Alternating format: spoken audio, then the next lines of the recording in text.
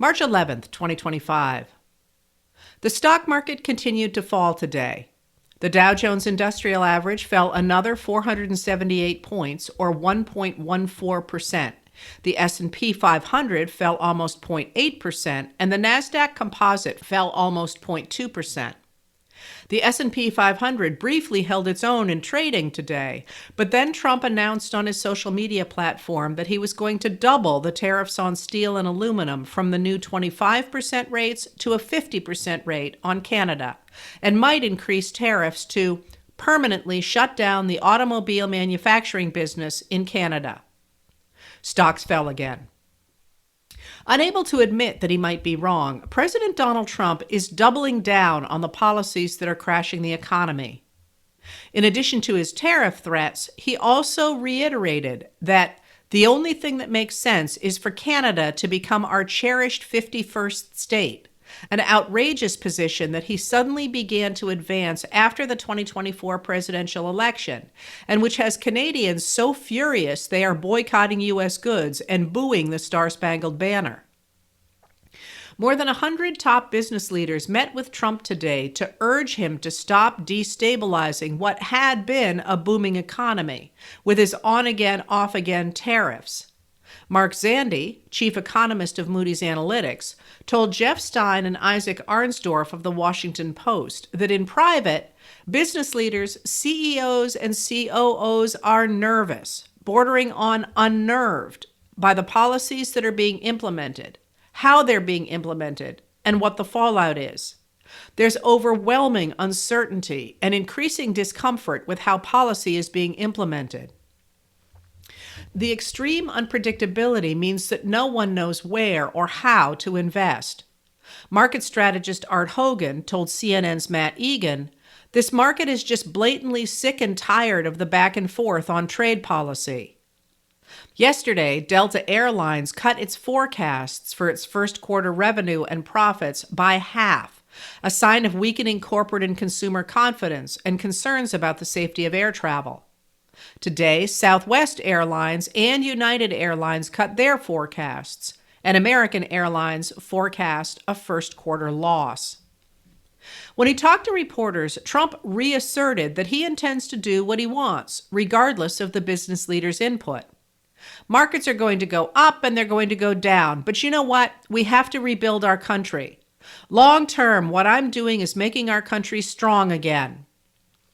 White House Press Secretary Caroline Leavitt advised, if people are looking for certainty, they should look at the record of this president. Not everyone will find that suggestion comforting. Trump backed off on his threat to raise the tariffs on Canadian steel and aluminum to 50%, but went ahead with his threat to place 25% tariffs on all imported steel and aluminum products. Those tariffs took effect at midnight. In the face of his own troubles, Trump's sidekick billionaire Elon Musk is also escalating his destructive behavior. Yesterday, Musk's social media platform X underwent 3 separate outages that spanned more than 6 hours. Lily Jamali and Liv McMahon of the BBC reported that Oxford professor Kieran Martin, former head of the United Kingdom's National Cybersecurity Center, said that the outages appear to have been an attack called a distributed denial of service, or DDoS attack. This is an old technique in which hackers flood a server to prevent authentic users from reaching a website. I can't think of a company of the size and standing internationally of X that's fallen over to a DDoS attack for a very long time, Martin said. The outage doesn't reflect well on their cybersecurity. Without any evidence, Musk blamed hackers in Ukraine for the outages, an accusation Martin called pretty much garbage. 4 days ago, another of Musk's SpaceX rockets exploded after takeoff, and now SpaceX's Starlink internet service is facing headwinds. In February, Mexican billionaire Carlos Slim canceled his collaborations with Starlink after growing tensions with Musk culminated with Musk alleging on X that Slim is tied to organized crime. The loss of that deal cost Musk about $7 billion in the short term, but more in the long term, as Slim will work with European and Chinese companies in 25 Latin American countries rather than Starlink. Slim has said he would invest $22 billion in those projects over the next 3 years. Also in February, after U.S. negotiators threatened to cut Ukraine's access to the 42,000 Starlink terminals that supply information to the front lines, the European Commission began to look for either government or commercial alternatives. The European Commission is made up of a college of commissioners from each of the 27 European Union countries. It acts as the main executive branch of the European Union. On Sunday, Musk posted, "My Starlink system is the backbone of the Ukrainian army. Their entire front line would collapse if I turned it off." Poland pays for about half the Starlink terminals in Ukraine, about $50 million a year. Poland's Minister of Foreign Affairs, Radoslaw Sikorski, responded that if SpaceX proves to be an unreliable provider, we will be forced to look for other suppliers.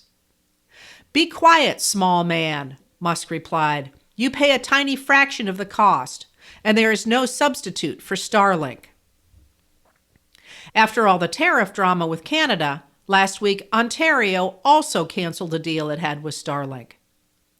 But perhaps the biggest hit Musk has taken lately is over his Tesla car brand. On February 6th, Musk's younger brother Kimball, who sits on Tesla's board, sold more than $27 million worth of shares in the company.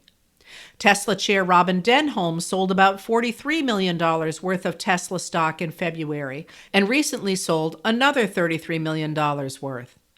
Tesla CFO Vaibhav Taneja has sold $8 million worth over the past 90 days. Yesterday, board member James Murdoch sold just over $13 million worth of stock.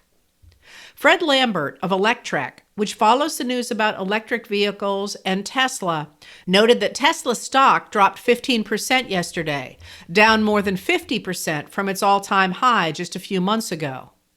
Tesla insiders are unloading, he concluded. Tesla's sales are dropping across the globe owing to the unpopularity of Musk's antics, along with the cuts and data breaches from his Department of Government Efficiency. Protesters have been gathering at Tesla dealerships to express their dismay. While the protests have been peaceful, as Chris Isidore of CNN reports, there have also been reports of vandalism. Tesla owners are facing ridicule as protesters take out their anger toward Musk on his customers, and at least one competitor is working to lure customers away from Musk's brand by offering a discount to Tesla owners.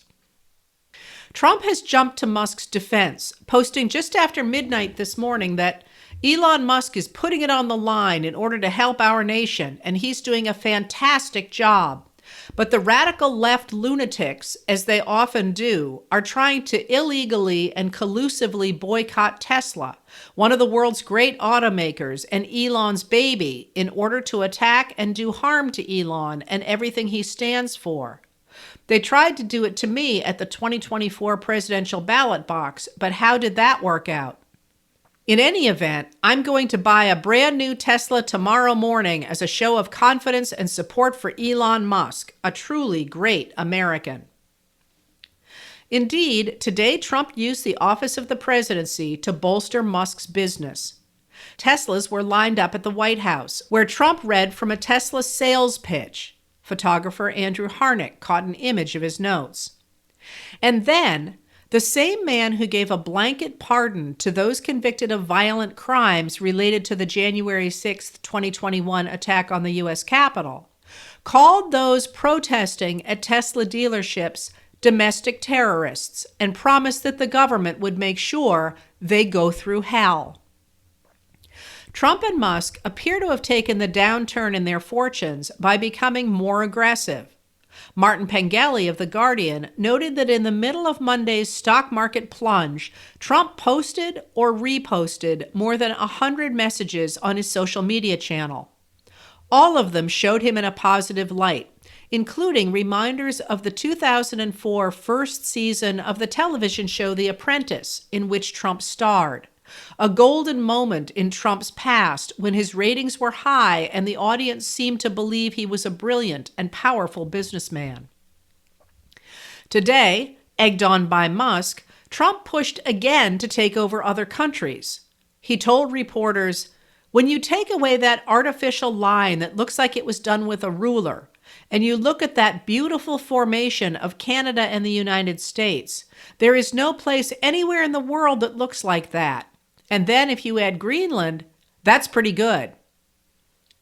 The Trump administration also announced today it was cutting about half the employees in the Department of Education. The Senate confirmed Linda McMahon, who has little experience with education, to head the department on March 3rd by a party-line vote. Shutting down the department was the president's mandate, his directive to me, McMahon told Fox News Channel host Laura Ingraham. McMahon assured Ingraham that existing grants and programs would not fall through the cracks. But when Ingraham asked her what IDEA stood for, the Individuals with Disabilities Education Act, she wasn't sure, although she knew it was the Programs for Disabled and Needs. Ingraham knew what the acronym meant, but assured McMahon that after 30 years on the job, she still didn't know all the acronyms. McMahon replied, "This is my 5th day on the job, and I'm really trying to learn them very quickly."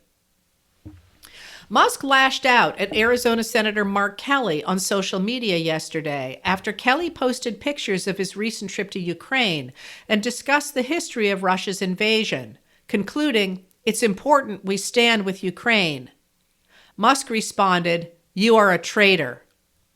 Kelly, who was in the Navy for 25 years and through 39 combat missions in the Gulf War before becoming an astronaut, responded, "Traitor? Elon, if you don't understand that defending freedom is a basic tenet of what makes America great and keeps us safe, maybe you should leave it to those of us who do."